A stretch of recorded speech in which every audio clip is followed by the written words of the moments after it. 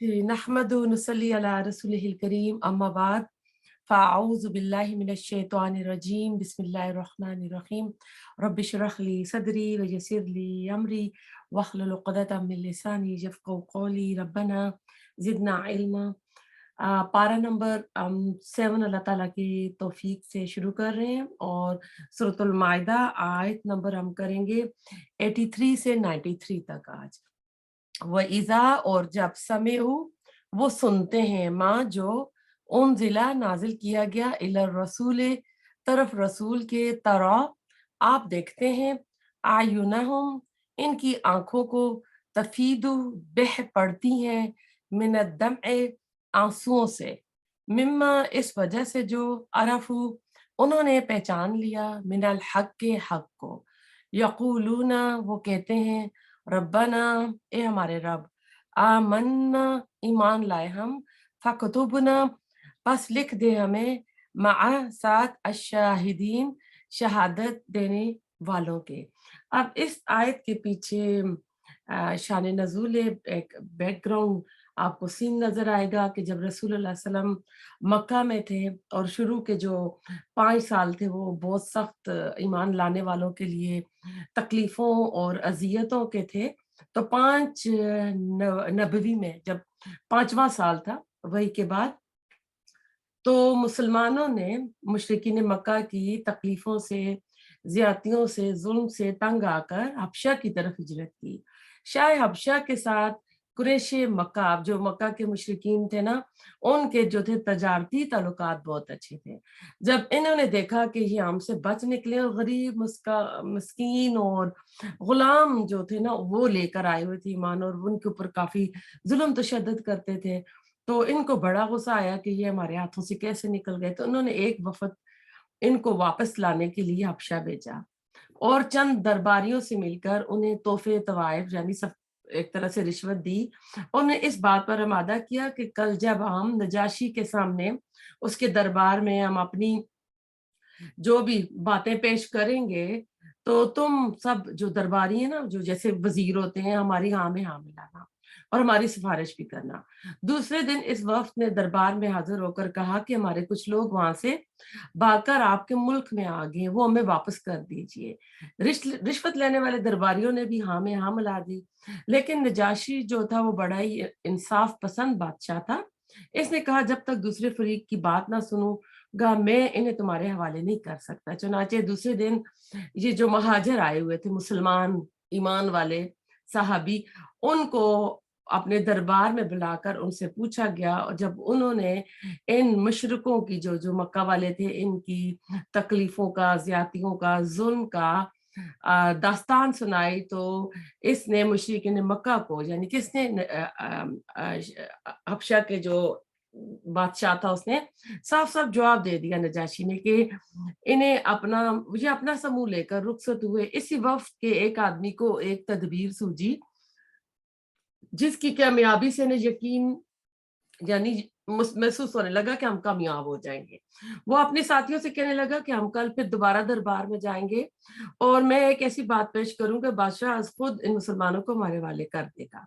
और वो ये बात ये थी कि इस वक्त तक पूरी ईसाई दुनिया में ईसा अलैहिस्सलाम के इब्नुल्लाह होने का अकीदा राइज हो चुका था कि वो अल्लाह का बेटा है, जबकि मुसलमान इन्हें इब्नुल्लाह नहीं समझते थे बल्कि अल्लाह का रसूल और उसका कलमा समझते थे। चुनाचे दूसरे दिन ये वफद दोबारा हाजिर हुआ नजाशी से कहा कि आप उनको इनसे ये तो पूछिए कि वो ईसा अलैहिस्सलाम के बारे में क्या अकीदा रखते हैं और कुछ गलत सलत बातें भी बता दी। दूसरे दिन फिर मुसलमानों को दरबार में तलबी हुई। उन्हें मालूम हो चुका था कि कुफारे मक्का ने कुछ किया होगा, वो भी ना यानी नया वार आया होगा तो वो भी तैयार थे। बहरहाल इन मजलूम मुसलमानों ने आपस में ये तय कर लिया जो भी बात कहेंगे हम सच ही कहेंगे ख्वाह हमें इससे कितनी ही सजा भुगतनी पड़े। मुसलमानों ने इस गर्ज के लिए जाफर बिन तियार, अब ये जाफर जो थे ये अबू तालिब के बेटे थे, रसूलुल्लाह सल्लल्लाहु अलैहि वसल्लम के चचा साहब थे, हजरत अली के भाई थे। और तियार का लकब इनको एक गजवा था, गजवा आई थिंक मोता ही था, उसमें रसूल सल्लम ने झंडे देकर भेजे थे कि ये उठाएगा ये उठाएगा। वो तीनों तो यके बाद दिगरे शहीद हो गए तो आखिर में जाफर ने वो झंडा उठा लिया था, तो आपने दांतों से पकड़ लिया था, तो उनको तैयार का वो लकब मिला था। दूसरे दिन जब नजाशी ने मुसलमानों से ईसा अलैहिस्सलाम के मुतालिक सवाल किया, तो जाफर रज़ी अल्लाह तआला ने जवाब में सूरत मरियम की जो आयत है इससे मुतालिक वो सुना दी। ये सुनकर नजाशी ने एक तिनका जमीन से उठाया और मुसलमानों से कहने लगा, वल्लाहि जो कुछ तुमने कहा ईसा अलैहिस्सलाम इस तिनके के बराबर भी, इससे ज्यादा नहीं है। नजाशी के इस तबसरे पर दरबारी भी बरहम हुए और कुरैश के जो सफारत के तमाम लोग आए थे जिन्होंने ये सारी कोशिशें की थी, उनकी भी उम्मीदें जो है ना दम तोड़ गई। मगर नजाशी ने किसी की परवाह ना की और मुसलमानों को अपने मुल्क में रहने की खुले दिल से इजाजत दे दी और वफ्द को बुरी तरह जलील होकर वापस यानी जाना पड़ा। इस वाक्य के कई साल बाद नजाशी ने अम, जो है ना 79 मुसलमान ईसाइयों पर मुश्तमिल एक डेलीगेशन मदीने में रसूल सल्लल्लाहु अलैहि वसल्लम के पास रवाना किया था। जब ये लोग कुरान सुनते थे तो इन पर रकत तारी हो जाती थी और जज्बात से आंसू बहने लगते थे और जुबान से वो कहते थे रब्बना आमन्ना रब्बना आमन्ना। तो कहते हैं उस वक्त ये आयत नाज़िल हुई थी।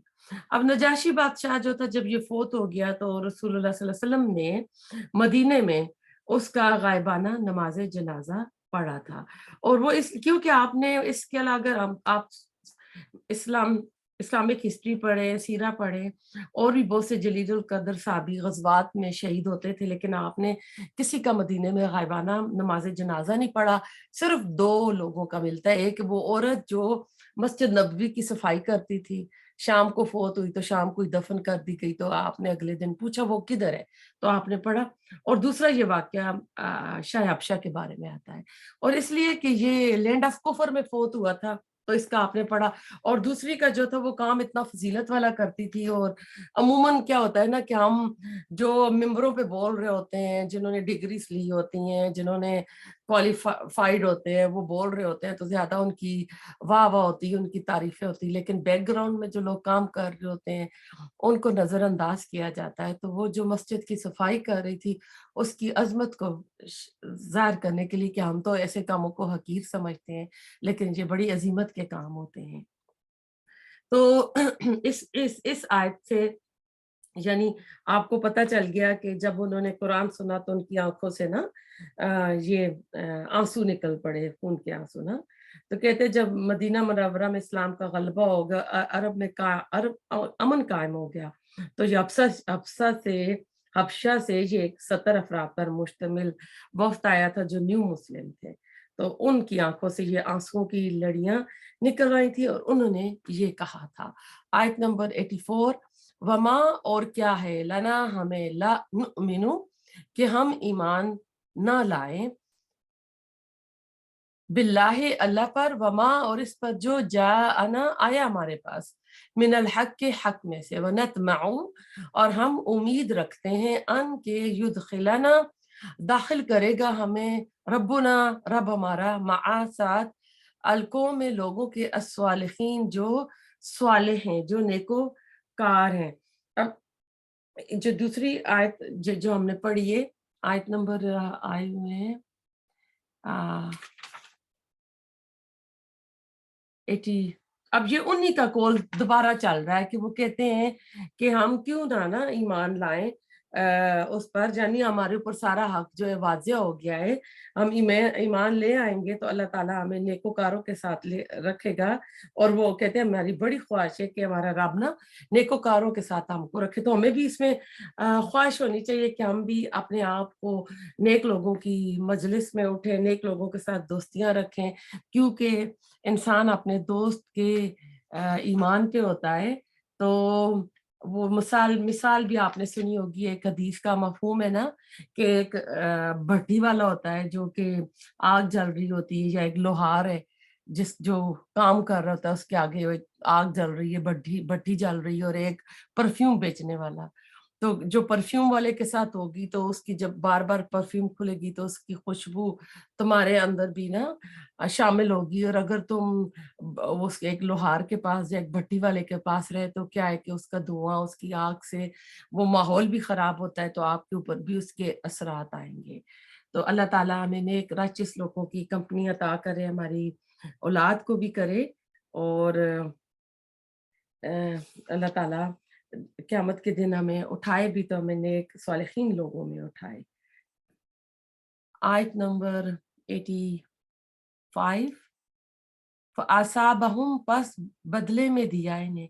अब देखें उन्होंने दुआएँ की, उनकी आँखों से आँसू निकले, वो मुख़लिस थे ना, तो अल्लाह ने उन्होंने दी अल्लाह ने बिमा बिवजह इसके कालू, उन्होंने कहा जन्नातिन, बागात को, तजरी बहती हैं मिन तख्तिहा, इनके नीचे से अनहार नहरें, खालिदीना, हमेशा रहने वाले हैं, फ़ीहा, इनमें, वज़ालिका, और ये जज़ाउ, बदला है, अल मुहसिनीन, एहसान करने वालों का। आयत नंबर हम आए हुए हैं 85 पे।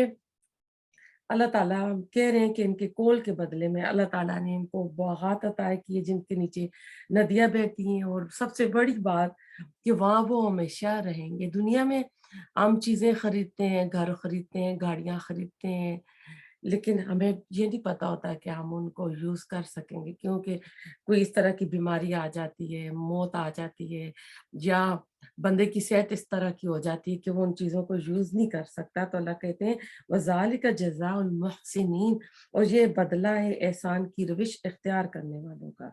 यानी जो लोग खुशकिस्मत होंगे, जिनके नफ्स इस्लाम को कबूल कर लेंगे, जो इस्लाम को, कुरान के अहकामात को अपने ऊपर इम्प्लीमेंट करेंगे और आगे बढ़ते जाएँगे। पहला तो दर्जा ईमान का होता है ना, हदीस जिब्रील भी है, और उसके बाद फिर क्या आता है कि एहसान आ जाता है, और एहसान क्या होता है कि बदले में ज़्यादा देना। आपको पता है कि कुरान में जब भी माँ-बाप के लिए आया है, लेकिन 3 बार आया है, अल्लाह ने अपने बाद जो दूसरा हक रखा माँ-बाप का रखा है, और वहाँ अल्लाह ताला ने एहसान का लफ्ज़ यूज़ किया है। यानी आप बदले में उनसे ज़्यादा करें, लेकिन बदकिस्मती से ना कोई भी औलाद वैसा नहीं करती जैसा कि माँ-बाप करते हैं। तंग आ जाते हैं खिदमत से, सँभालने से, लेकिन एक बच्चा जब होता है, माँ तंग नहीं आती है, रातों को उठती है, खुशी से उठती है, बच्चे की फ़िक्र करती है। लेकिन वही माँ-बाप बूढ़े हो जाते हैं, तो औलाद के दिल में वो वाली जो होती है ना, फीलिंग नहीं आती है। तो अल्लाह ताला ने एहसान का किया है कि आप, और फिर एहसान का भी ये भी है कि देखें, एक इंसाफ होता है कि हर एक को आप बराबर का देना। आप, एक छोटा बच्चा है, एक जवान है, एक बूढ़ा है, तो अगर हम बराबर का कुछ देंगे तो वो हक अदा नहीं होता। बच्चे की डिमांड, ज़रूरत और है, बूढ़े की और है, जवान जवान है, वो खुद भी कर सकता है, उसकी और है। वहाँ पे आप इंसाफ वाले कानून को नहीं लाएँगे, वहाँ पे आप एहसान वाले कानून को लागू करेंगे। तो अल्लाह ताला हमें ये एहसान की रविश इख्तियार करने की तौफ़ीक अता करे। वल्लज़ीना, और जिन्होंने कफ़रू, कुफ़्र किया, व कज़्ज़बू, और उन्होंने झुटलाया, बिआयातिना, हमारी आयत को, उलाइका, यही लोग, अस्हाबु, साथी, अल जहीम, जहन्नम के। ये कुरान का बेहतरीन असलूब है। जहाँ जन्नत का ज़िक्र आता है तो वहाँ फिर दोज़ख का ज़िक्र आता है। अगर पहले दोज़ख का आ जाए तो फिर जन्नत का आता है। अल्लाह ताला, यानी कंट्रास्ट जो होता है ना, उससे बात बहुत अच्छी तरह समझ आती है। तो आपको ये कंट्रास्ट चीज़ें कुरान में बहुत नज़र आएँगी कि इससे ना हम कंपैरिज़न करते हैं, 2 रिज़ल्ट आ रहे हैं, 2 अमाल आ रहे हैं। तो अल्लाह ताला कह रहे हैं कि जो लोग ना मेरी आयत से इनकार करते हैं, झुठलाते हैं, तो फिर वो कौन होंगे? वो आग के साथी होंगे। अल्लाहुम्मा ला तजअलना मिनहुम। अल्लाह ताला हमें जन्नत वालों में से करे, और कुरान के अहकामात पर अमल करने वाला करे, रसूल सल्लल्लाहु अलैहि वसल्लम की सुन्नतों को आम करने वाला करे। या अय्युहल्लज़ीना, ए लोगो जो आयत नंबर 87 पे आए हैं। अच्छा, इसमें जो 86 है, इसमें थोड़ा-सा ये बता दूँ कि ये क्रिश्चियन जो है ना, ये भी अहले किताब में किताब थे, और मदीना के यहूद और इनके सरदार भी अहले किताब थे, लेकिन मुसलमानों के साथ इनके रवैये के लिहाज से इनमें जो ज़मीन आसमान का फ़र्क था। यानी इनके साथ ईसाइयों के साथ इनके ताल्लुकात कुछ और थे। अब मुसलमान भी तो अहले किताब है ना। और इनके साथ और था। तो ये हम पहले भी पढ़ चुके हैं कि अहले किताब और तौहीद का दावा रखने के लिहाज से यहूद को भी यही चाहिए था कि वो ईसाइयों की तरह मुशरिकीन की बजाय मुसलमानों के करीब तर होते। अगर आपको पिछला सबक याद हो कि ये मुसलमानों को कहते थे कि जो मुशरिकीन ने मक्का, ये मुसलमानों से ज़्यादा हिदायत याफ़्ता हैं। तो कहते हैं, अल्लाह ताला कहते हैं कि इनके पास तो इल्म था, इनको तो अल्लाह ताला ने सब कुछ बताया हुआ था, इतनी कसरत से अंबिया आए थे। تو ان کا تو مسلمانوں کے ساتھ ایسا رویہ نہیں ہوگا۔ یہود نے اللہ کی ان آیات کو جھٹلا دیا جو تورات میں موجود تھیں، لہٰذا ایسے بدکار لوگوں کی سزا دوزخی ہو سکتی ہے۔ اب آیت نمبر ہم 20 سوری 87 پہ آئے ہیں۔ یا ایھا الذین، اے لوگو جو آمنو ایمان لائو، لا تحرمو، نہ تم حرام کرو طیبات پاکیزہ چیزیں، ماں جو احلّ حلال کی اللہ نے لکم تمہارے لیے، ولا تعتدو، اور نہ تم حد سے تجاوز کرو، ان اللہ بے شک اللہ، لا یحب نہیں وہ پسند کرتا، نہیں وہ محبت رکھتا، المحتدین حد سے تجاوز کرنے والوں کو۔ اب کھانے پینے کی چیزوں میں حلت اور حرمت، حرام کیا ہے، یہ تمام جو الہامی شریعت ہے نا، ان کا ایک خاص موضوع رہا ہے۔ قرآن حکیم میں بھی بار بار ان مسائل پر آپ کو بحث نظر آئے گی۔ یہ موضوع سورۃ بقرہ سے مسلسل چل رہا ہے۔ عربوں کے یہاں نسل در نسل رائج مشرکانہ جو توہمات تھی نا، بہت زیادہ ہو گئی تھی، اور حرام حالات کے غلط تصورات ان کے ذہنوں میں پکے ہو چکے تھے۔ اس قسم کے خیالات ذہنوں، دلوں اور مزاجوں سے نکلنے میں وقت لگتا تھا، اس لیے بار بار ان مسائل کی طرف جو ہے نا توجہ دی گئی ہے۔ اب حلال چیزوں کو حرام ٹھہرانے والے گروہ اور اس کی صورتیں اب یہ دیکھتے ہیں۔ شرعی نقطہ نظر سے تمام اشیاء انسان کے لیے مباح اور حلال ہے، ماں سوائے ان چیزوں کو جن کی حرمت کے متعلق شریعت نے وضاحت فرما دی ہے۔ اب اس آیت اور اس سے بعد والی آیت میں حلال اشیاء سے فائدہ اٹھانے کے چند جامع اصول بیان کر دیے گئے ہیں، اور یہ سب لا تعتدو کے ضمن میں آتے ہیں۔ مثلا نمبر 1، جو چیزیں اللہ نے حلال کی ہیں انہیں عقیدتاً یا عملاً حرام نہ بنا لو۔ جیسے صوفیزم میں لوگ نکاح نہیں کرتے اور اپنے آپ کو دنیا سے دور کٹ آف کر لیتے ہیں، اور کہتے ہیں کہ نکاح میں جو ذمہ داریاں انسان پر پڑتی ہیں وہ عبادت الہی میں آڑے آتی ہیں۔ اس قسم کے لوگ عیسائیوں میں بھی موجود ہے، جس کو راہبانیت کہا جاتا ہے، ننس اور جو ان کی پریسٹ ہوتے ہیں، اور مسلمانوں میں بھی موجود ہے، بلکہ ایسا رجحان صحابہ کرام میں بھی چل نکلا تھا۔ اور صوفی منش قسم کے جو صحابہ تھے، کسی نے کہا تھا، جو 3 لوگ نہیں آئے تھے رسول اللہ علیہ وسلم کی زوجہ کے پاس، اور انہوں نے کہا تھا کہ آپ تو بخشائے ہیں، آپ تو نبی ہیں۔ ایک نے کہا تھا میں ساری عمر نکاح نہیں کروں گا، ایک نے کہا تھا ساری رات عبادت کروں گا، اور جس نے کہا تھا کہ میں جیسا نا کہ جس سے اپنے جسم کے اور بیوی کے جو ہوتے ہیں نا مہمانوں کے سب حقوق تلف ہوتے ہیں، اور کسی نے کہا میں ہمیشہ دن کو روزہ رکھوں گا۔ جب آپ کو پتہ چلا تو آپ نے ان کو سخت خبردار کیا تھا، میں اللہ کا رسول ہوں، میں تم سے زیادہ اللہ سے ڈرنے والا ہوں، میں نے نکاح کی ہیں، میں رات کو سوتا بھی ہوں، میں قیام بھی کرتا ہوں، میں نفلی روزے بھی رکھتا ہوں، میں چھوڑتا ہوں بھی، یہی میرا طریقہ ہے، اور جس نے میری سنت سے منہ موڑا اس کا مجھ سے کوئی تعلق نہیں۔ یہ بخاری کی حدیث تھی۔ دوسری صورت کیا ہے کہ جسم کو جتنی غذا کی ضرورت ہے اس سے کم یا بہت کم کھائے، یا مرغوب چیزوں سے پرہیز کرے۔ یہ چیز بھی صوفی طبقہ میں پائی جاتی ہے، جس کا نظریہ یہ ہے کہ جسم میں جس قدر ابھی کمزوری ہوگی نا، اسی قدر روح کو تقویت ملے گی۔ ربانیت کا نظریہ بھی سنت نبوی کے بالکل خلاف ہے۔ پھر حد سے بڑھنے والوں کی تیسری صورت جو ہے نا بسیار خوری ہے، جیسے فرمایا کلوا واشربوا ولا تسرفوا، کہ اپنی ذات اور ضروریات سے زیادہ خرچ کرنا بھی اس میں شامل ہے۔ ظاہر ہے جو شخص ان باتوں میں مبتلا ہوگا وہ دوسرے کے حقوق کا خیال نہیں رکھے گا۔ یعنی وہ کیا ہے نا کہ میں کماتا ہوں، میں نے پڑھا، میں نے محنت کی، میں بزنس چلاتا ہوں، میں بھاگ دوڑ کرتا ہوں، میں ڈیزرو کرتا ہوں کہ میں اپنے اوپر ہی خرچ کروں، یعنی جو بھی کروں گا اپنی خواہشات اپنے اوپر، اور جو سال میں ایک بار زکوٰۃ دے دوں گا، اس کے بعد پھر یعنی اور مجھے کہیں اور کرنی نہیں ہے۔ تو اس میں یہ ہے کہ بسیار خودی سے انسان جہاں اللہ کی یاد سے غافل ہو جاتا ہے، وہاں کئی طرح کے جسمانی جو ہے نا مریض بھی لاحق ہو جاتے ہیں۔ اور اس کی چوتھی قسم یہ ہے کہ حلال ہو مگر انسان کمائی کے ذریعے اسے حرام بنا لے، جیسے اب چوری، ڈاکہ، غصب، خیانت، سود، ان ذریعے سے جو مال ملے اور وہ حلال ریسٹورینٹ میں جا کر کھائیں، ذبیحہ خرید کر کھائیں، تو وہ بھی کیا ہوگا، پھر حرام ہو جائے گا۔ تو اللہ تعالیٰ ہمیں عمل کی توفیق عطا کرے۔ اگلی آیت پہ چلتے ہیں، آیت نمبر آ گئی آئی تھنک 88۔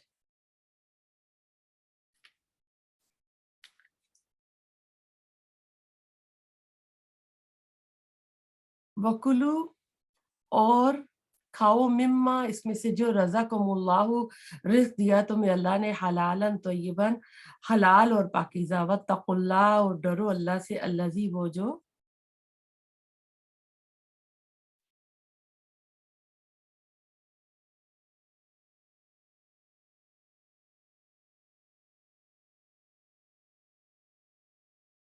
یہ آیت،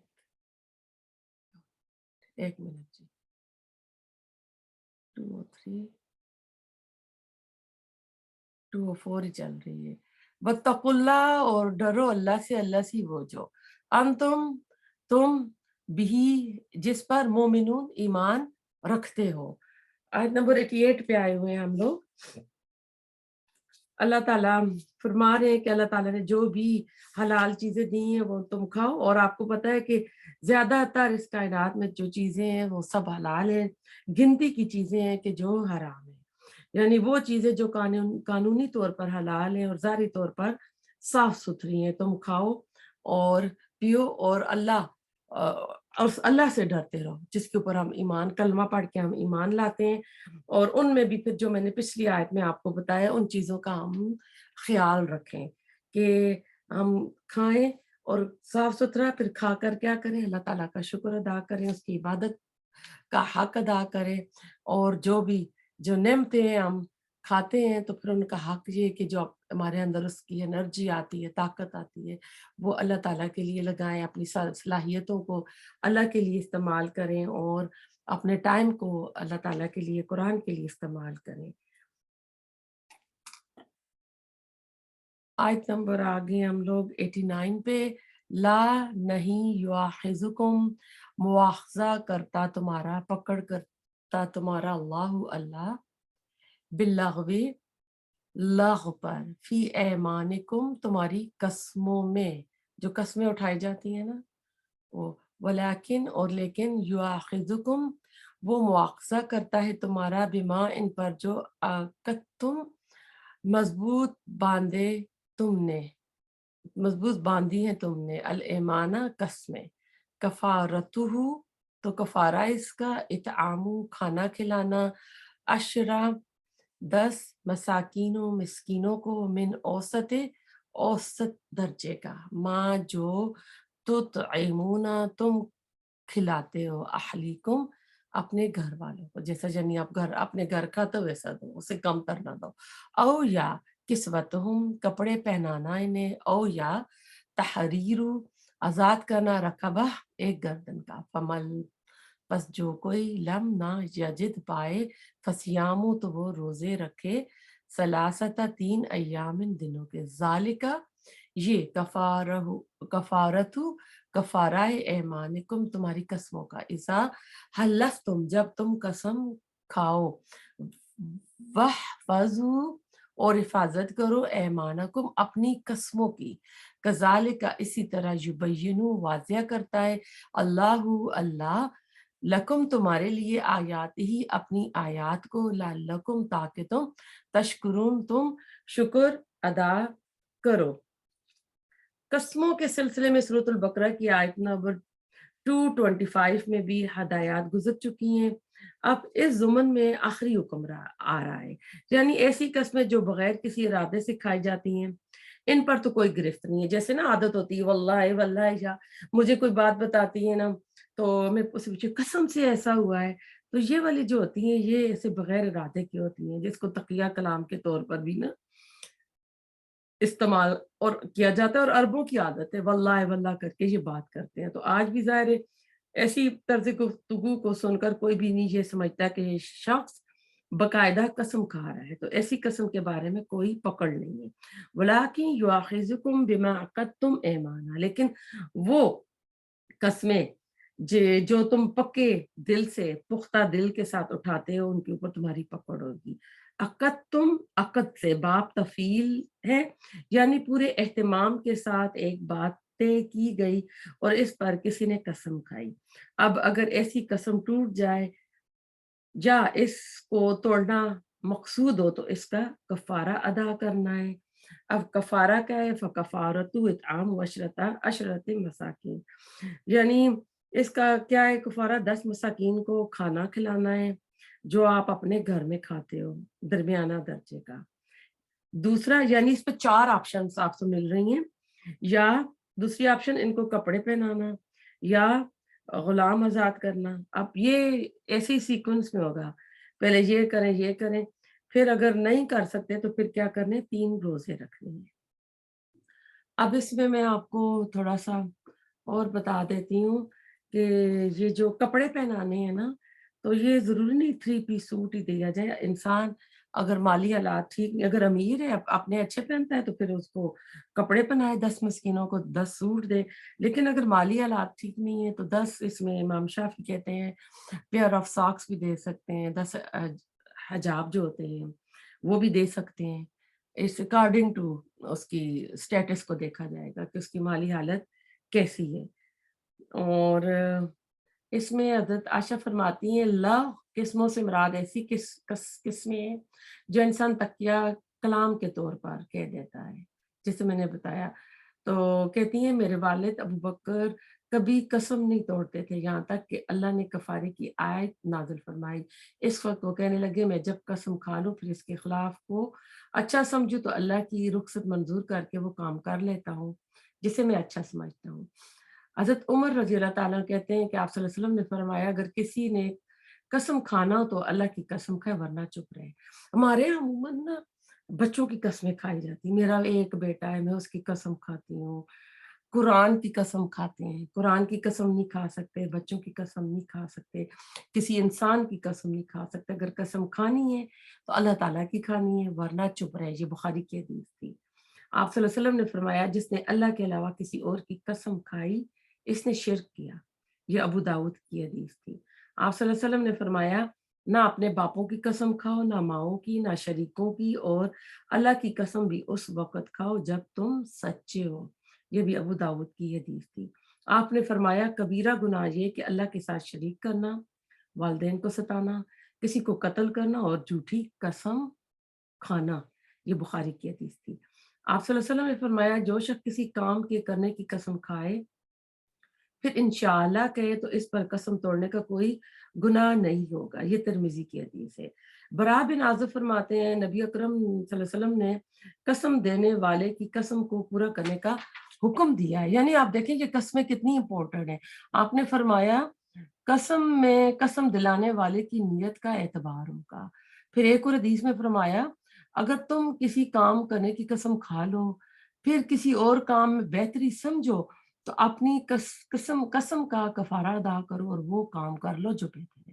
یعنی کتنی دیکھیں فلیکسیبلٹی نظر آ رہی ہے کہ اسلام ہمیں مجبور نہیں کرتا کہ قسم کھا لی تو وہی کام کرے. ہو سکتا ہے نا کسی نے روزے کی کھا لی اور بعد میں وہ کوئی اس کو بیماری ہو جائے وہ روزہ نہ رکھ سکے تو اس قسم کو توڑ کے وہ کچھ اور کر لے گا پھر. ٹھیک ہے. آواز اب کیوں بند ہو گیا؟ جی آواز آ رہی ہے نا میری آپ کو؟ تو اب جو قسموں کی قسمیں ہوتی ہیں کلام میں اس سے پتہ چلتا ہے اہل عرب میں بات بات پر قسم کھانے کا رواج تھا. ان میں سے زیادہ تر قسمیں صرف جو ہوتی ہیں تکیہ کلام پر ہوتی تھی یا کلام میں حسن پیدا کرنے کے لیے.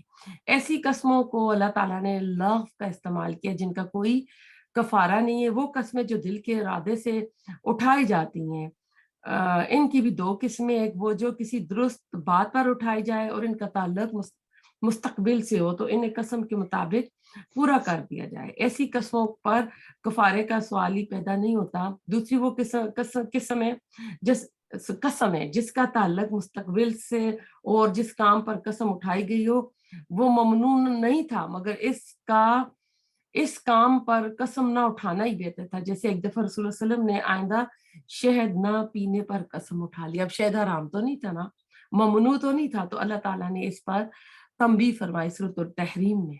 یا کسی صحابی نے ایک مرغی کو غلاظت میں چونچ مارتے دیکھا تو اس نے کہا تھا میں آئندہ یہ مرغی نہیں کھاؤں گا. تو یعنی ایسی قسموں को भी तोड़कर इनका कफारा अदा कर देना चाहिए। कस्में और इनका कफारा, कफारे का लफ्ज़ी मानी होता है वो नेकी का काम जो किसी पहले से किए हुए बुरे काम का एविस बनकर उसको ढांप दे या उसको खत्म कर दे। कुरान और हदीस में बहुत से ऐसे गुनाहों का जिक्र है जिनके कफारे बयान किए गए, मसलन कत्ल खता का कफारा, जिहार का कफारा, एहराम की हालत में शिकार करने का कफारा, फर्जी रोजे तोड़ने का कफारा, कसम तोड़ने का कफारा, किसी को जख्म करने का। यानी अक्सर ऐसे जो कफारे होते हैं, एक्सपिएशन जिसको बोलते हैं, इसमें होता है कि गुलाम आजाद करना है, रोजे रखना है। तो जिससे मालूम होता है इस्लामी नुक्ता निगाह से गुलामी का रवाज एक उस वक्त आम था। ऐसा हुआ कि इस्लाम ने इस तरह प्रमोट किया कि गुलामों को आज़ाद करने की इतनी इंकरेजमेंट की गई कि आज जो गुलामिज्म है ये लॉन्डीज़म ख़त्म हो चुका है। तो अब इसमें जो क्या क्या कहा गया ना वो तो मैं आपको बता चुकी हूँ। तो ये 10 मस्कीनों को भी खाना खिला सकते हैं। एक ही मस्कीन के घर 10 मस्कीनों के एवज़ बराबर जो होता है उतना भी आप दे सकते हैं। 10 सूट एक ही गरीब मस्कीन को दे सकते हैं, 10 अलग-अलग को भी दे सकते हैं। ठीक है? अगली आयत पे चलते हैं। आयत नंबर, जी हमने 89 की है तो अभी हम 90 पे आए हैं। या अय्युहल्लज़ीना, ए लोगो जो आमनु ईमान लायो, इन्नमा बेशक अलखम्रु शराब नशा वल मैसुरु और जुआ वल अंसाबु और बुत वल अज़लाम और फाल के थी रिजसुन नापाक है मिन अमलिन अमल से अ शैतान के फज्तनिबूहु बस बच्चों इससे लअल्लकुम ताकि तुम तुफलिहून तुम फलाह पा जाओ। इसमें आपको खुमर कहते हैं ढांपने को, दुपट्टे को हमार कहते हैं और ये लिबास का लाजमी जुज होता है, हर वो चीज जो अक्ल को ढांप दे। अब शराब नशा आवर की चीज है तो इसमें जो भी चीज नशा पैदा करे तो उसकी थोड़ी मकदार बड़ी मकदार भी जो है हराम होगी। मैसरे जो आया है इस्तिलाह में जुआ है, यहाँ खास शक्ल में आया है जुए की शक्ल, यानी अचानक बहुत सा माल बगैर मेहनत के इंसान हासिल कर लेता है। अंसाब नस्ब से नुस्ब गाड़ना, मुराद वो पत्थर जो इबादत के लिए गाड़ा जाए, ख्वाह बुतों के लिए हो या कोई खाली पत्थर भी लगा दे। अहले अरब काबे के गिर्द बुत और पत्थर नस्ब करते थे जिनके लिए वो कुर्बानियां देते थे और उनकी कुर्बानी करके उनका खून उनके ऊपर मल देते थे। इस्लाम जालाम मीम तीर के लिए आया जिनके जरिए फाल निकाली जाती थी, जिनके साथ अब जुआ खेला जाता था, किस्मत का हाल मालूम किया जाता था और इनकी जो खरीदो फरोख्त है उसको भी अल्लाह ताला ने इस्लाम को मना किया है। रिजसुन गंदगी है, अब ये हिस्सी और मानवी दोनों में आया, यानी ज़ाहिरी और बातनी नापाकी। शैतान के काम क्यों कहा? इसलिए कि शैतान इंसान के दिल में इन चीजों की तरफ रग़बत पैदा करता है। इज्तनाब करो जीम नून बा, यानी अपने पहलू को बचाओ, किनारा कशी करो, मुंह मोड़ लो ताकि तुम फलाह पा जाओ। फलाह कहते हैं टोटल कामयाबी। वमन ज़ुहज़िहा अनिन नार फ़उदखिलल जन्नत फ़क़द फ़ाज़, तो यानी जो आग से बचा लिया गया जन्नत में दाखिल कर लिया गया। जो यानी तुम जिस दुनिया में जिस काम के लिए भेजे गए हो वो काम करो। अब इसमें मजीद आयत नंबर 90 में हम आए हुए हैं। मजीद इसमें देखते हैं कि जो शराब की हुर्मत है ना ये बतदरीज हुई थी, ग्रेजुअली हुई थी। हज़रत उमर रज़ी अल्लाह ताला फरमाते हैं मैंने दुआ की या अल्लाह शराब के बारे में हमारे लिए शाफी बयान वाज़िया फरमाए। तो सूरत बकरा की आयत नाज़िल हुई यसअलूनका अनिल खम्र वल मैसर। चुनांचे हज़रत उमर रज़ी अल्लाह ताला को बुलाकर इन पर ये आयत पढ़ी गई। फिर हज़रत उमर रज़ी अल्लाह ताला ने दुआ की या अल्लाह शराब के बारे में हमारे लिए शाफी बयान नाज़िल फरमा। तो सूरत निसा की आयत नाज़िल हुई या अय्युहल्लज़ीना आमनू ला तक़रबुस सलाता व अंतुम सुकारा। और फिर हज़रत उमर को बुलाकर इन पर ये आयत पढ़ी गई तो आपने फिर दुआ की या अल्लाह हमारे लिए शराब के बारे में शाफी बयान वाज़िह फरमा। तो सूरत माइदा की ये आयत नाज़िल हुई।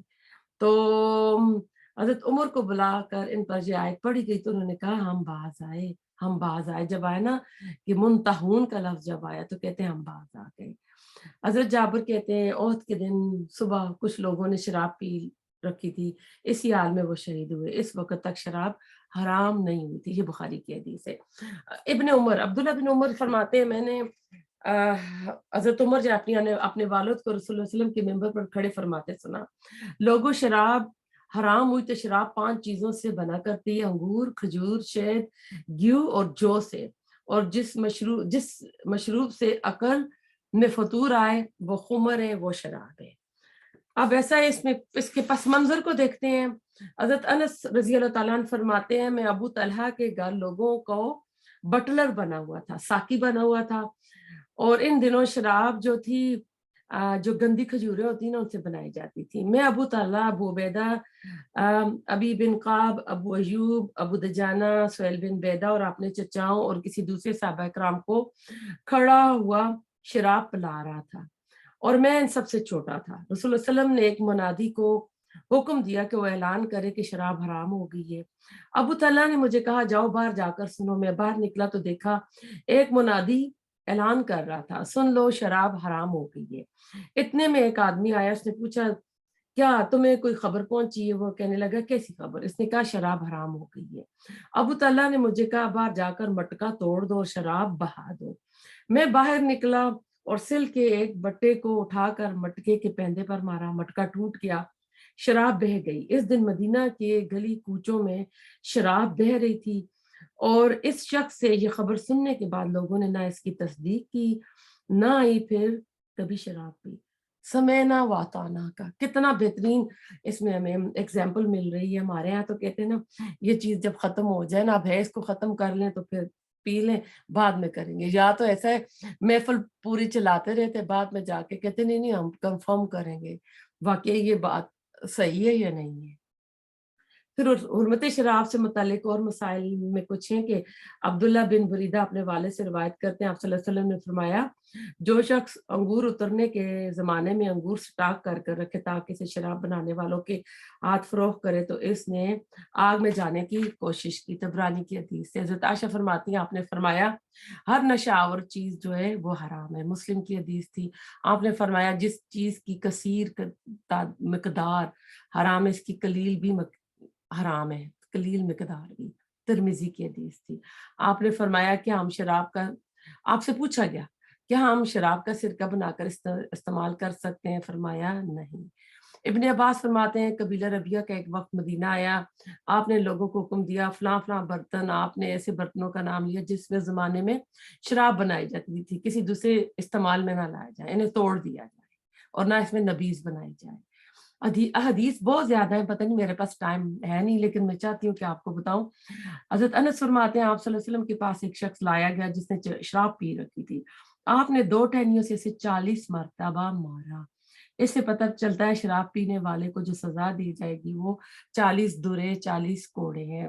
आपने फरमाया, अल्लाह ताला ने जिस चीज का पीना हराम ठहराया है, इसकी खरीदो फरोख्त भी हराम कर दी है। अब कुछ कहना, हम पीते तो नहीं, हम बेचते हैं, तो वो भी इसी जुमरे में आते हैं। ये मुस्लिम की हदीस थी। हज़रत आयशा फरमाती हैं, जब सूद से मुतालिक सूद बकरा की आयत नाज़िल हुई, आप सल्लल्लाहु अलैहि वसल्लम मस्जिद में आए, इन आयात को पढ़कर सुनाया, फिर फरमाया कि शराब की खरीद फरोख्त भी हराम है। ये बुखारी की हदीस थी। अनस फरमाते हैं, आपने शराब के सिलसिले में 10 लोगों पर लानत फरमाई है। ये बहुत ही अहम क्या कहते हैं हदीस है, इसको तो ज़रूर कोट करना चाहिए कि नंबर 1 शराब निचोड़ने वाला, नंबर 2 निचड़वाने वाला, नंबर 3 लेने वाला, नंबर 4 उठाने वाला, नंबर 5 जिसके लिए ले जाई जाए। अब इसमें वो स्टोर भी आ सकता है, बिज़नेसमैन भी आ सकता है। और नंबर 6 पिलाने वाला, नंबर 7 बेचने वाला, अब बेचने वाले में एम्प्लॉयी भी आ सकता है। और नंबर 8 इसकी कीमत खाने वाला, नंबर 9 खरीदने वाला, नंबर 10 जिसके लिए खरीदी गई है। ये तिर्मिज़ी की हदीस थी। शराब और जुए के मुतालिक इस आयत में जो हुर्मत बयान हुई है ना, इसमें सब सहाबा को मालूम हो गया था कि ये चीज़ें हराम हो गई हैं। इन्नमा का जो लफ्ज़ ये कहते हैं, ये कलमा हसर होता है। तो ये इन सब के लिए इस्तेमाल किया गया है कि इन चीज़ों को नापाक कहा गया है, इनको शैतानी अमल करार दिया गया है, इससे इज्तनाब करने का बचने का हुक्म दिया गया है, इन्हें बामी दावत का पेश खैमा करार दिया गया है और अल्लाह की याद से गाफिल करने वाली चीज़ें करार दिया गया है। तंज़िया सवालिया अंदाज में पूछा गया है ना कि क्या तुम इन तमाम कबातों के बावजूद इससे रुकते हो? इसमें फज्तनिबू आया है ना, تو یہ اگلی آیت کا بھی اس کے ساتھ آ گیا. آئی تھنک میں اگلی آیت کی جو اس حدیث میں اگلی آیت کی بھی وضاحت آ گئی ہے. میں اگلی آیت کو بھی ترجمہ کر دیتی ہوں. انما بے شک یریدو چاہتا ہے شیطان ان کے یوقیا وہ ڈال دے بینکم درمیان تمہارے العداوت عداوت. اس میں ہے نا کہ عداوت بھی ہوتی ہے اور بغض والبغضاء اور بغض فی الخمر بے وجہ شراب کے نشے کے والمیسر اور جوئے کے وَيَصُدَّكُمْ وہ روک دے تمہیں عن ذکر اللہ ہی اللہ کے ذکر سے وعن الصلاۃ اور نماز سے. فہل تو کیا انتم منتہون تم باز آنے والے ہو. تو یہ فہل جو آیا ہے نا تو کہہ رہے یہ اس تنزیہ انداز میں آیا کہ کیا اتنی ساری تو باتیں بتا دیں کہ اس کے نقصان کتنے ہیں تو پھر بھی کیا تم اس سے باز آتے ہو یا نہیں آتے ہو.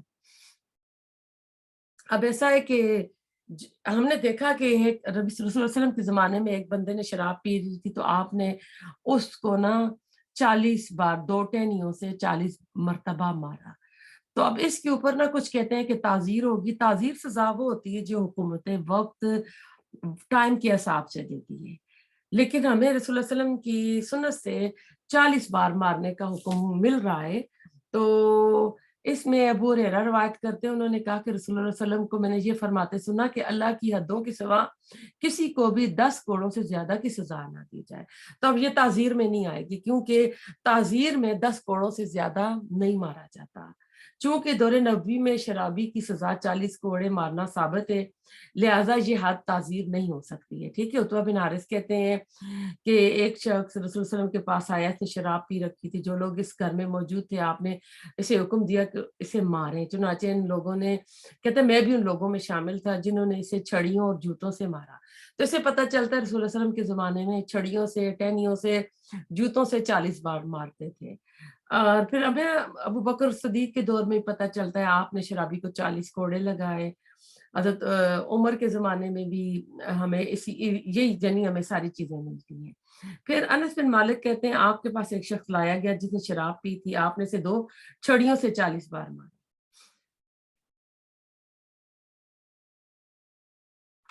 جی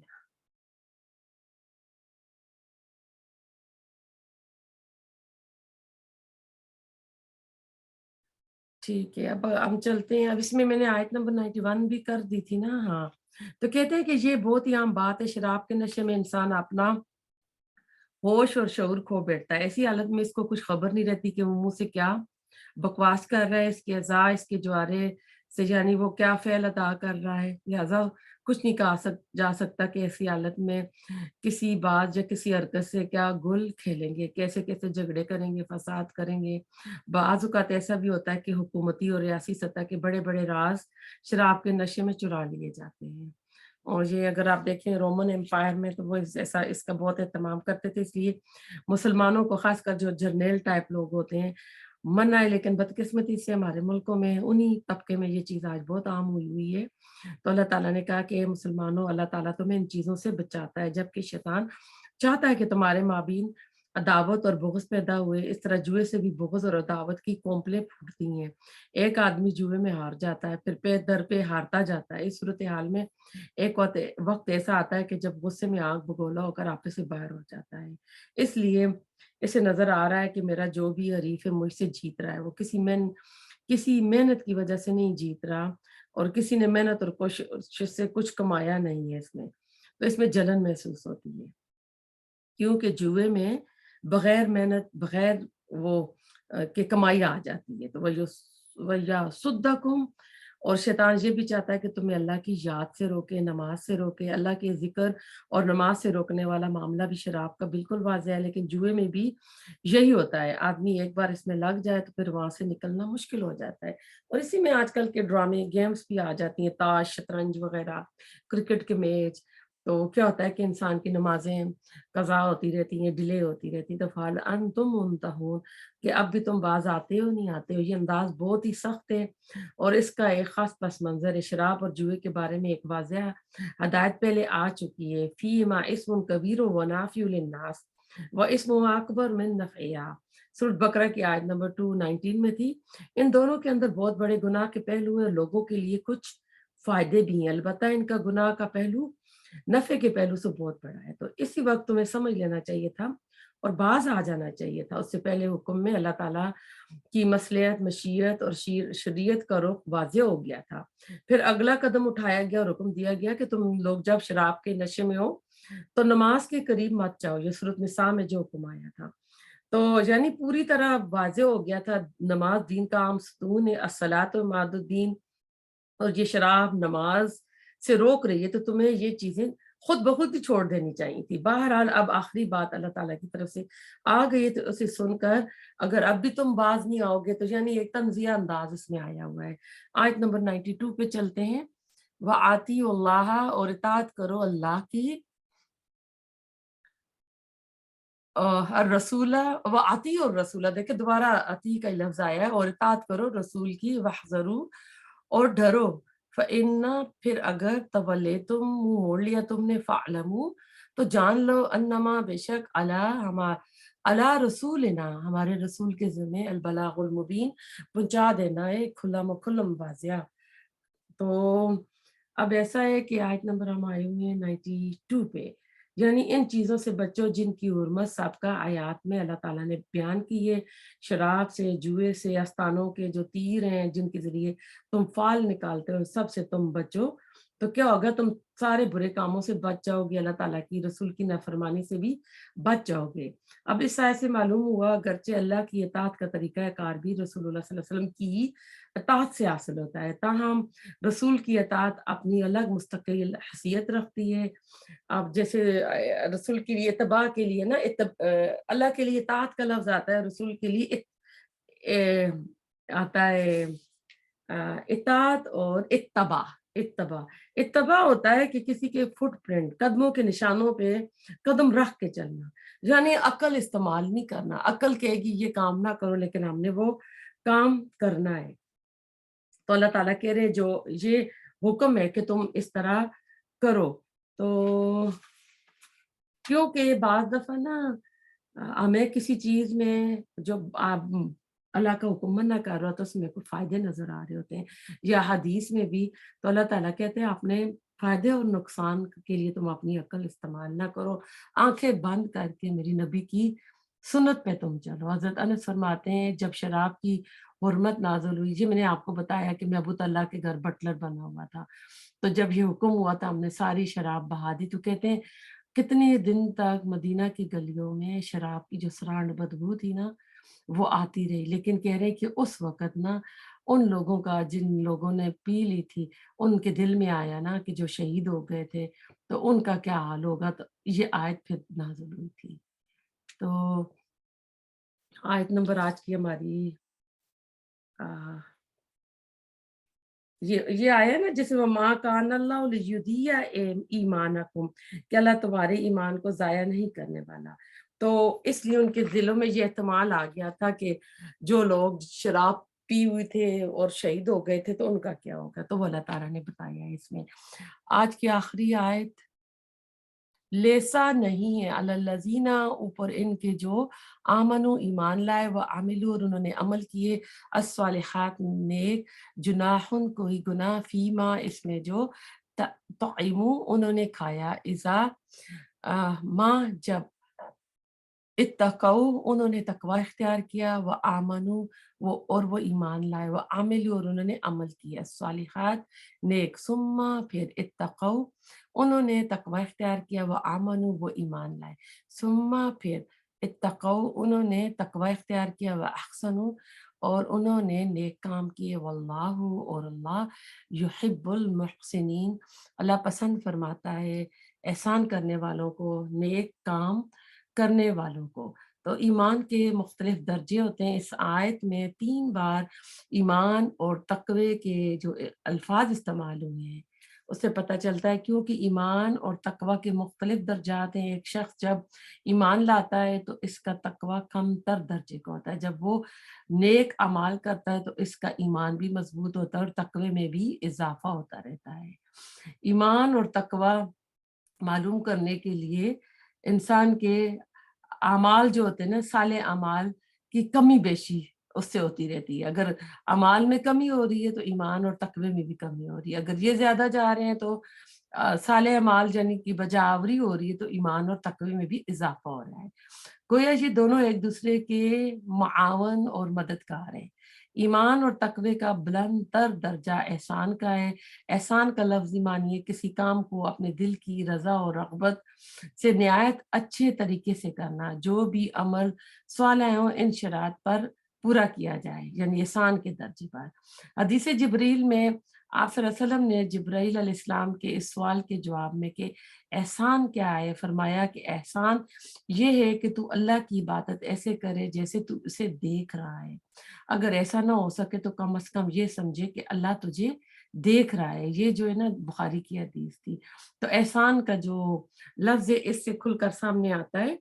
تو میں اس سلسلے میں آپ کو بتاتی ہوں ڈاکٹر اسرار احمد کیا کہتے ہیں یہ دراصل 3 درجے ہیں. پہلا درجہ اسلام ہے یعنی اللہ کو مان لیا, رسول کو مان لیا, اس کے احکامات پر چل پڑے. اس کا اوپر کا درجہ ایمان ہے یعنی دل کا کامل یقین جو ایمان کے دل میں اتر جانے سے حاصل ہوتا ہے. وَلَٰكِنَّ اللَّهَ حَبَّبَ إِلَيْكُمُ الْإِيمَانَ وَزَيَّنَهُ فِي قُلُوبِكُمْ سورۃ حجرات کی آیت نمبر 7 میں کہ جب یہ ایمان دل میں اتر جائے تو اعمال کی کیفیت بدل جائے گی. اعمال میں ایک نئی شان پیدا ہوگی. زندگی کے اندر ایک نیا رنگ آئے گا جو کہ خالص اللہ کا رنگ ہوگا. وہ صبغۃ اللہ وَمَنْ أَحْسَنُ مِنَ اللَّهِ صِبْغَةً. ہم نے اختیار کر لیا اللہ کے رنگ کو اور اللہ کے رنگ سے بہتر کس کا رنگ ہے. سورۃ بقرہ میں پہلے پارے میں تھا. جب ایمان عین الیقین کا درجہ حاصل کر لے تو یہی درجہ احسان کا ہے. حدیث نبوی میں اس کی کیفیت بیان ہوئی ہے ان تعبد اللہ کأنک تراہ فإن لم تکن تراہ فإنہ یراک. یہ کہ اللہ کی عبادت اس طرح کرے گویا تو اللہ کو دیکھ رہا ہے. اگر تو ایسا نہیں دیکھ رہا, یہ کیفیت نہیں پیدا ہو رہی, تو پھر یہ کیفیت پیدا ہونی چاہیے کہ وہ اللہ تجھے دیکھ رہا ہے. یعنی تم اللہ کی بندگی کرو, اللہ کے لیے جہاد کرو, اللہ کی راہ میں بھاگ دوڑ کرو. اس میں تقوی کی کیفیت ایسی ہو جائے کہ جیسے تم اللہ کو اپنی آنکھوں سے دیکھ رہے ہو. احسان کی تعریف وہی حدیث جبرائیل بیان کرتے ہیں. اس حدیث کو ڈاکٹر سار رحمۃ اللہ کہتے ہیں ام السنہ. اس حدیث کو کہا جاتا ہے جیسے سورۃ فاتحہ کو ام القرآن یا اساس القرآن کہا گیا نا, اسی طرح حدیث جبرائیل جو سنت کی اساس ہے, سنت کی فاؤنڈیشن ہے. اس حدیث میں کہتے ہیں تفصیل ملتی ہے. جبرائیل علیہ السلام انسانی شکل میں رسول اللہ علیہ وسلم کے پاس آئے. صحابہ کا مجمع تھا, وہاں انہوں نے کچھ سوالات کیے. حضرت جبرائیل علیہ السلام نے پہلا سوال جو کیا یا محمد اخبرنی عن الاسلام, کہ محمد مجھے اسلام کے بارے میں بتائیے. اس کے جواب میں آپ نے فرمایا اسلام یہ کہ تم اس بات کی گواہی دو کہ اللہ کے سوا کوئی معبود نہیں, محمد صلی اللہ علیہ وسلم اللہ کے رسول ہے. نماز قائم کرو, زکوٰۃ دو, رمضان کے روزے رکھو اور بیت اللہ کا حج کرو اگر تمہیں اس کے لیے سفر کی استطاعت ہو. یعنی اسلام کے ضمن میں یہ اعمال کا ذکر آ گیا. پھر جبرائیل علیہ السلام نے کہا مجھے ایمان کے بارے میں بتائیں. اس پر آپ نے فرمایا یہ کہ تم ایمان لاؤ اللہ پر, اس کے فرشتوں پر, اس کی کتاب پر, اس کے رسولوں پر, یوم آخرت پر اور تقدیر کے اچھے یا برے ہونے پر.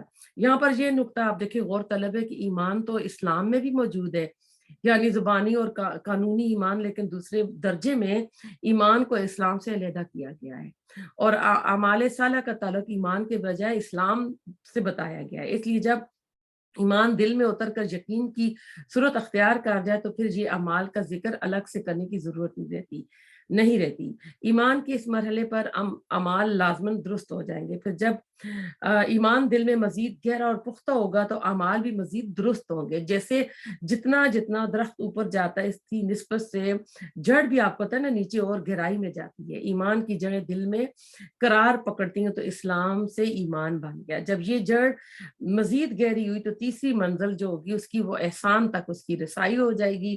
یہاں اعمال میں مزید نکھار پیدا ہوگا. چنانچہ حضرت جبرائیل نے احسان کے بارے میں پوچھا تو آپ صلی اللہ علیہ وسلم نے فرمایا احسان یہ ہے کہ تم اللہ کی عبادت اس طرح کرو گویا کہ تم اسے دیکھ رہے ہو. اور آپ کا یہ جواب 3 روایتوں میں 3 مختلف الفاظ میں موجود ہے. ان تعبد اللہ کأنک تراہ, دوسری میں ان تخشى اللہ تعالی کأنک تراہ, تیسری میں ان تعمل للہ کأنک تراہ, اور اگلے الفاظ فإن لم تکن تراہ فإنہ یراک. تینوں روایتوں میں یہ جو اگلے الفاظ ہیں تینوں میں یہ یکساں ہیں. باقی 3 جو میں نے آپ کو سنائے تینوں روایت میں डिफरेंट है। यानी एक बंदा है मोमिन, अल्लाह की बंदगी, अल्लाह की परस्तिश, अल्लाह के लिए भाग दौड़, अल्लाह के लिए अमल, अल्लाह के लिए जात ऐसी कैफियत से सरशार होकर करे गोया वो अपनी आंखों से अल्लाह को देख रहा है। तो जब अल्लाह सामने होगा तो फिर कैसे कुछ हमारे जज्बात अब्दियत के होंगे, यानी कैसी कैसी हमारी कल्बियात कैफियत होगी जब हम अपने दिल में ये रखेंगे कि मेरे सामने अल्लाह है, अल्लाह मुझे देख रहा है। ये कैफियत इस दुनिया में भी हासिल हो सकती है, लेकिन वक्तन बहुत कम लोगों को वाकियतन यानी हकीकत में बहुत कम लोगों को हासिल होती है। चुनाचे अगर ये कैफियत हासिल ना हो सके तो इंसान का इससे निचला दर्जा ये है कि यानी ये बात हर वक्त तो मेरे कि अल्लाह तुझे देख रहा है। तो ये है वो 3 दर्जे जिनका ज़िक्र इस आयत में हुआ है। इसके अलावा मौलाना मौदूदी ने एक बुक में इस्लाम, ईमान, एहसान और तकवा के 4 मर्तबे बयान किए, तो इसमें डॉक्टर इसरार अहमद कहते हैं मेरे नज़दीक तकवा अलहदा से कोई मर्तबा नहीं है, इसका कोई मकाम नहीं। तकवा वो रूह है, वो स्पिरिट है जो ड्राइविंग सोर्स होती है, इंसान को नेकी की तरफ धकेलती और उभारती है। चुनाचे इस आयत में तकवे की तकरार का मफहूम यूं है कि तकवे ने आपको बेस लाइन से ऊपर उठाया और अब आपके ईमान और अमले सालिह में एक इम्तियाजी रंग पैदा हो गया। इजामत तकू व आमनू व अमिलुस सालिहात, फिर तकवा में मजीद इजाफा और तकवा ने आपको मजीद ऊपर उठाया तो अब आपके दिल में यकीन वाला ईमान पैदा हो गया। चुनाचे सुम्मत तकू व आमनू में यकीन वाले ईमान की तरफ, यानी इसमें इशारा है इसी तरफ, यहाँ अमल साला का अलहदा से जिक्र नहीं हुआ। इसलिए जब ईमान दिल में उतर गया तो अमाल खुद ब खुद दुरुस्त हो गए। फिर तकवा अगर मजीद तरक्की करता है सुम्मत तक हो तो इसके नतीजे में वह अक्सनू का दर्जा आ जाएगा, यानी इंसान एहसान के दर्जे पर फायस हो जाएगा। अल्लाह हमारा बजलना मिन हो, अल्लाह ताला हमें इन में शामिल करना। ईमान और तकवे के साथ अमाल के इस रब्त और ताल्लुक को समझने के लिए नबी सल्लल्लाहु अलैहि वसल्लम का ये फरमान पेश नजर रहना चाहिए, अला व इन फिल जसद मुदगा इज़ा सलहत सलहत जसदु कुल्लहु इज़ा फसदत फसदत जसदु कुल्लुहु अला वहिया वहियल कल्ब। अगार हो यकीनन जिस्म के अंदर एक गोश्त का लोथड़ा है, जब वो दुरुस्त होगा तो सारा जिस्म दुरुस्त होता है, अगर वो बिगड़ जाए तो सारा जिस्म बिगड़ जाएगा। अगार हो वो क्या है, वो दिल है। वल्लाहु युहिब्बुल मुहसिनीन, और अल्लाह ऐसे बंदों से, एहसान करने वालों से मोहब्बत करता है, उन्हें अपना महबूब बनाता है। तो अल्लाह के जो बंदे दर्जा एहसान तक पहुंच गए और इसके वो महबूब बंदे हो जाते हैं। यहाँ तकाबुल के लिए सूरत मुबारक की आयत नंबर 71 भी ज़हन में रखें। इसमें फ़अम्मू व सम्मू सुम्मा अम्मू और सम्मू के अल्फाज में गुमराही और दलालत के मुख्तलिफ दर्जों का, मर्तबों का जिक्र हुआ था ना, कि बनी इसराइल हक को देखते हैं और समझते हैं और अंधे और बहरे हो गए। अल्लाह ने ढील दी है इस पर और भी वो अंधे और बहरे हो गए। अल्लाह ने मजीद ढील दी तो मजीद अंधे और बहरे हो गए।